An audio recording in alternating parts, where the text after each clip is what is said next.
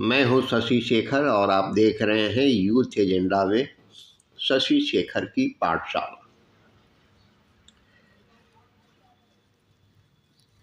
यह हमारी शिक्षा व्यवस्था का भाग 3 है। आज हम जानेंगे भारत में शल्य चिकित्सा का इतिहास। 6ठी सदी ईसा पूर्व से पहले का वह व्यक्ति शरीर की एक एक सूक्ष्मता को समझने और समझाने के लिए इस तरह प्रतिबद्ध था कि अपने अनुसंधान के लिए लवारिस शवों की तलाश में रहता था। उसके छात्र मित्र मृत शरीर की प्राप्ति होने के पश्चात पहले उसका निरीक्षण करते और फिर बहते हुए पानी में घास फूस ऊपर से डालकर रख दिया करते, जिससे कुछ समय बाद बाह्य चर्म निकलने में सुविधा हो और भीतरी अंग प्रत्यंग का अन्वेषण परीक्षण किया जा सके। परंपरावादी समाज क्या ऐसे शोधकर्ताओं को सहजता से स्वीकार कर सकता था? बहुत कम लोग सुश्रुत को जानते हैं, जिन्हें वैश्विक दृष्टिकोण से चिकित्सा विज्ञान का जनक कहा जाए तो अतिशयोक्ति नहीं। अन्वेषक और शिक्षक ही तो था सुश्रुत। धन्वंतरी की परंपरा का वह काशी निवासी वैद्य चाहता तो परिपाटी पर चलता हुआ अब तक अर्जित पादप बूटियों के ज्ञान से संपन्नतापूर्वक जीवन जी सकता था। तत्कालीन समाज में 100 की चीर फाड़ करना कोई सम्मानजनक कार्य तो हरगिज नहीं कहलाता होगा। विश्वामित्र का वंशज कहे जाने वाले सुश्रुत के लिए क्या तब सामाजिक बहिष्कार अथवा अप्रिय माने जाने की चुनौती नहीं रही होगी? विवरण मिलता है कि अपने छात्रों को पहले फलों पर शल्य करने का अभ्यास कराने के पश्चात सुश्रुत उन्हें शवों पर प्रयोग करने के लिए प्रेरित करते थे। सुश्रुत ने शल्य चिकित्सा के अपने संपूर्ण ज्ञान को सविस्तार संस्कृत भाषा में पुस्तकाकार किया, जिसे आज हम सुश्रुत संहिता के नाम से जानते हैं। 5 खंडों में विभक्त इस कृति में 120 अध्याय, साथ ही उत्तर तंत्र नाम से इस परिशिष्ट सम्मिलित किया गया है, जिसके अंतर्गत काय चिकित्सा के 67 पृथक अध्याय हैं। सुश्रुत संहिता में वर्णित कुछ शल्य चिकित्सा में प्रयोग आने वाले औजारों का विवरण महत्वपूर्ण।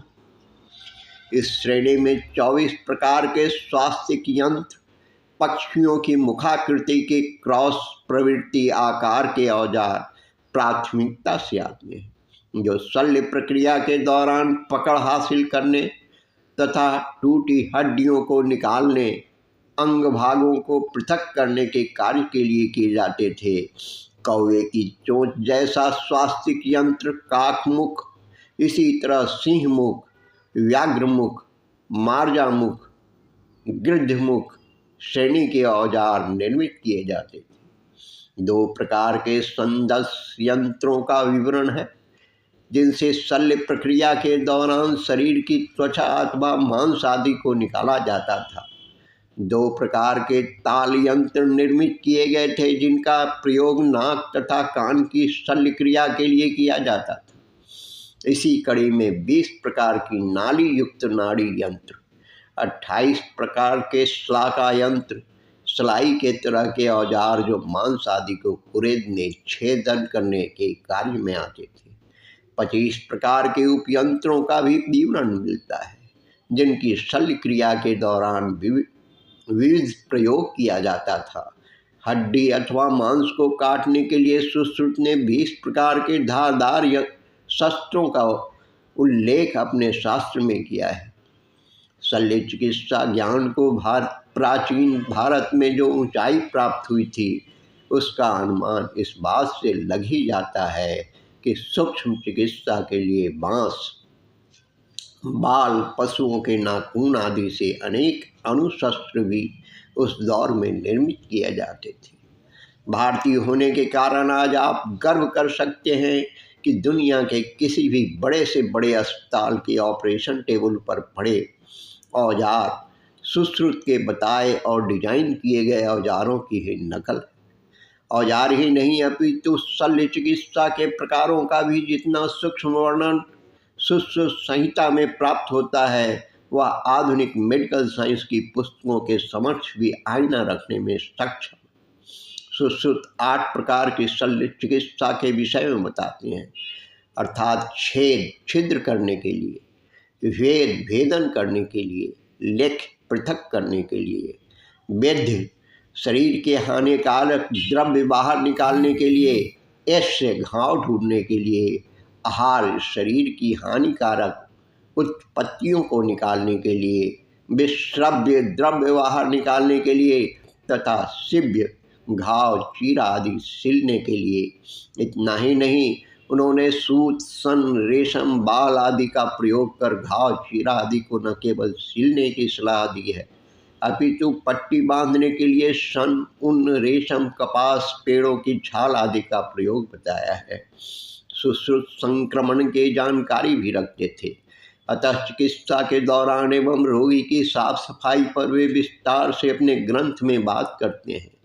वे कृति में चिकित्सक की आवश्यकता क्यों है का राजा को बोध भी कराते हैं तथा अधिकाधिक व्रणितागार अस्पताल के लिए संहिता में प्रयुक्त शब्द निर्माण का सुझाव भी दिया करते हैं। सुश्रुत आधुनिक प्लास्टिक सर्जरी के जनक माने जाते हैं। सुश्रुत संहिता में अनेक ऐसे विवरण प्राप्त होते हैं जिनमें नाक कान ओठों के साथ साथ शरीर के विभिन्न अंगों का प्रत्यावर्तन अथवा प्लास्टिक सर्जरी किए जाने का उल्लेख मिलता है।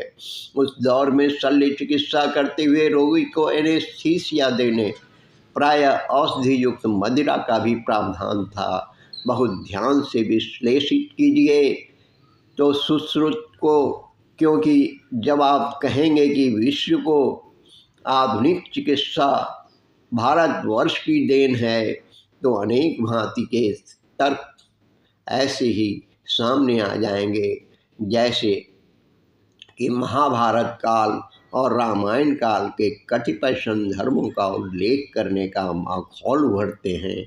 सुश्रुत जैसे अतीत के कतिपय उदाहरणों से क्या यह सिद्ध नहीं होता कि उस दौर में मौलिकता अधिक थी, समर्पण अधिक था, विमर्श अधिक था, दिशा सही थी और शिक्षा का तौर तरीका अनुकरणीय था। क्या यह दुखद नहीं कि वर्तमान पीढ़ी को सुश्रुत इसलिए अल्पज्ञात हैं क्योंकि हमारी पाठ्य पुस्तकें मैकाले से आगे सोचती ही नहीं।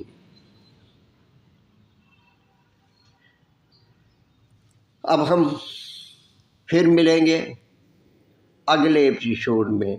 धन्यवाद।